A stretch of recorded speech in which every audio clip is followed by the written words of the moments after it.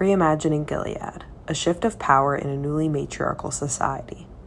I came up with shifting Gilead into a form of a matriarchy after reading Bloodchild by Octavia Butler. As seen by all the comments and reviews on the screen, the general consensus by the public after reading Bloodchild was disgust, uncomfort, and horror. When I originally read it, I was thinking of how similar the birth Terrence gave was to the birth of human children via C-section, and that I didn't experience the same reactions as those of my classmates. One thing in common, though, with all of the quotes on the screen, they were written by men. That's where I came up with the idea to give men a childbearing capacity in order to analyze the sociological effects it would have on the new society of Gilead. This excerpt from Butler about her work conveys what I'm trying to get at through this restructuring. On a third level, Bloodchild is my pregnant man story. I've always wanted to explore what it might be like for a man to be put into that most likely of all positions. Could I write a story in which a man chose to become pregnant, not through some sort of misplaced competitiveness, to prove that a man could do anything a woman could do, not because he was forced to, not even out of curiosity? I wanted to see whether I could write a dramatic story of a man becoming pregnant as an act of love, choosing pregnancy in spite of, as well as because of, surrounding difficulties. Instead of women's reproductive ability being stripped, the ecological disaster of New Gilead caused a reversal in reproductive role so that men are now the one who bears children. Obviously, this is assuming we're thinking in a binary manner, but in Gilead's newfound matriarchal society, the male's body is highly commodified and valued for its reproductive capabilities. Men are subjected to rigorous medical examinations and genetic screenings to assess their fertility and suitability as what we will now call sires.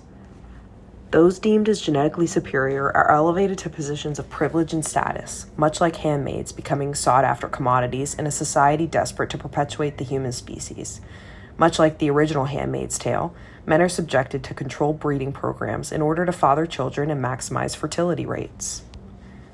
With the weight of reproductive capability now being on men, women are assigned to positions of power and dominance in Gilead's new societal structure.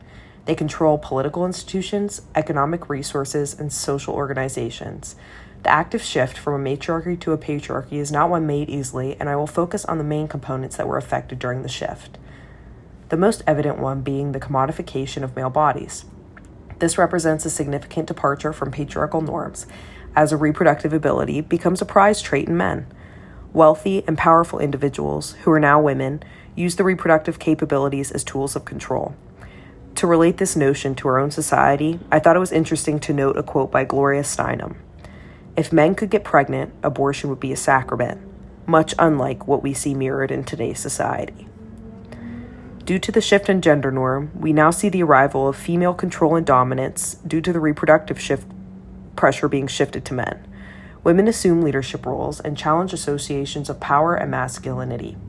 Matriarchal societies are rare, but do exist, and when reading a research paper about their dynamics, I found this quote based on a Grapes of Wrath analysis.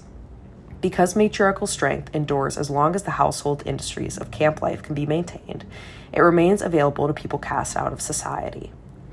This quote implies typical matriarchies are rooted in the notion that women control the household and all activities in and around it, and is where the power dynamics are most prevalent.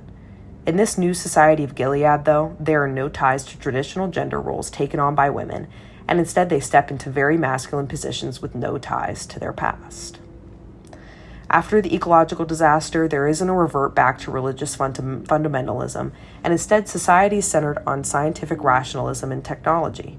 I like to think this is because someone gave women power for once, and they're given the opportunity to explore opportunities they hadn't been able to before.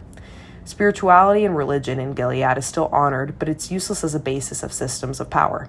This quote highlights how the rules of man is enabled and perpetuated via the strong arm of a male religion. The lack thereof allows the matriarchy of Gilead to thrive. Lastly, men are left to grapple with their new identity.